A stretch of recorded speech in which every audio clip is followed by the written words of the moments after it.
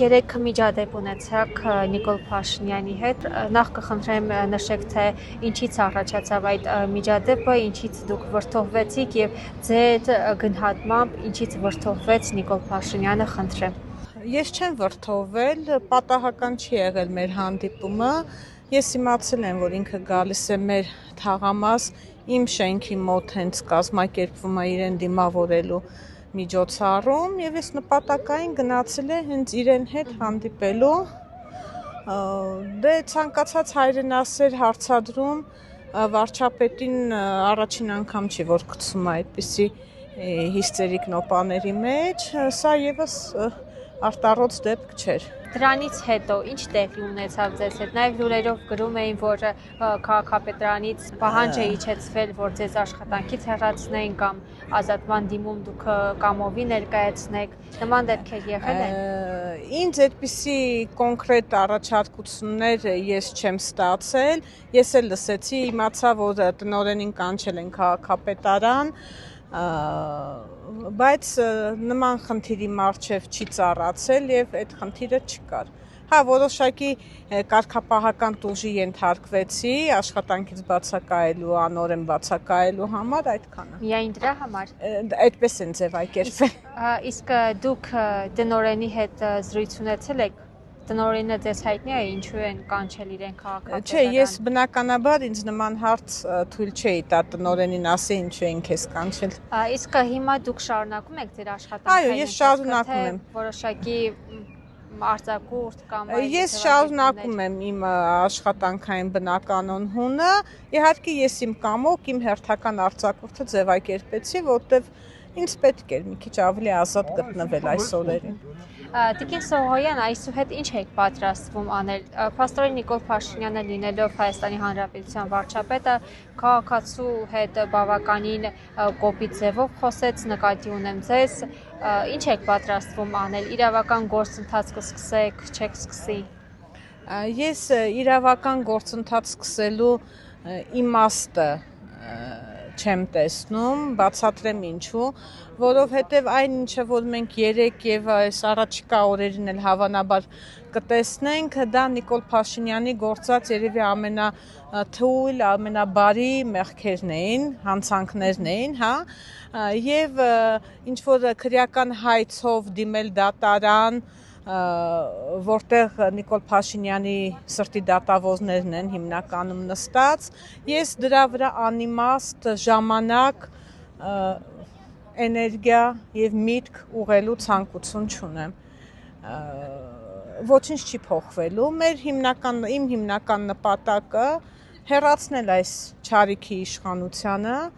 ունենալ իրավական համակարգ նոր իրավական համակարգում բարձրացնել մեր խնդիրները Տիկին Սողոյան, նաև երբ ձեր աղջիկը փաստաբան Տաթևիկ Սողոյանը հրապարակեց, որ դուք իր մայրն եք եւ հանրությունը արդեն իմացավ, հա, որ ով է այն քաղաքացին, որ միջադեպ ունեցավ Նիկոլ Փաշինյանի հետ, իշխանությունը տարավ այն թեզը, որ Բագրատ Սրբազանի փաստաբանի մայրն է եկել սադրելու, կոնկրետ սադրելու համար է եկել։ Դուք սա ինչպես եք բացատրում, ինչ մտադրություն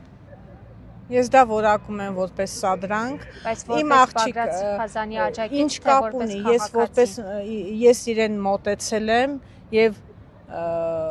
մեծ ուրախությամբ եմ ես իրեն մոտեցել, որտեվ վերջին հատկապես 6 տարիների իմ երազանքը եղել է այդքան մոտիկից իրեն տեսնել, նայել իր աչքերին եւ ասել այն ինչ որ ես կամենում եմ։ Այդ նպատակը, այդ մեծ ցանկությունը ես ունեցել եմ շատ վաղուց 2020 թվականի նոյեմբերի 9-ից հետո ես երազում էի այդ օրը եւ ես իմանալով խիստ պատահական բարեկների միջոցով իմանալով որ իմ շենքի մոտ լինելու է նման միջոցառում ես ուրախությամբ պատրաստվել եմ այսինքն եթե դա լիներ անգամ այդ հնարավորությունը 21 թվականին երբ որ իմ աղջիկը դեռևս Սրբազանի փաստաբան չի եւ ուզում եմ այդ հարցը իմ համար աբսուրդ է ինչ կապ ունի իմ աղջիկը հասուն ինքնուրույն մարդ է Ես նույնպես տղաս էլ բժիշկ է եւ այդ գծի վրա է տանում, որ դե իշխանությունը միշտ ինքն է այդ սադրիչ գործողությունները միշտ անում եւ սադրում Փեսասել գրել էին, որ Ռոբերտ Քոչարյանի փաստաբանն է եղել եւ ինքը Ռոբերտ Քոչարյանի փաստաբանը եղել է մինչև իմ Փեսա լինել եւ ես այդ կապը ոչ մի կերպ չեմ հասկանում եւ երբ որ ինքը ինձ անգամ ասեց դուք Ղարաբաղցիներ ինչ որ տենց բաներ ես չէ ասում հա ով է տերը ես ինքնիշխան մարդ եմ ասի ես հայ եմ եւ ՀՀ քաղաքացի եւ իմ սրտի ճիճը հայտնում եմ ձեզ ինչ կապ ունի ով է իմ Փեսան ով է իմ աղջիկը Իսկ գուցե դա հանրության մի շրջանակի վրա ազդելու գործ Ինչով են ազդելու ուղղակի ես ուզում եմ հասկանամ յուրաքանչյուր խելացի քիչ թե շատ միտք տրամաբանություն ունեցող մարդը ինչու պետքա կապես տեսնի Այսինքն ինչ աղջիկս կամ Փեսաս ինձ լարել են ասեն գնա ասա եւ ինձ ճանաչողները կարող են դա հավաստել որ իմ վրա երբևէ ինչ որ մեկի ազդեցությունը չի կարող լինել։ Ես ունեմ իմ միտքը, իմ նպատակները եւ ես հստակ գնում եմ այդ ուղղությամբ։ Որևէ կուսակցական պատկանելություն Ես ընդհանրապես երբևէ չեմ ունեցել եւ չունեմ որևիցե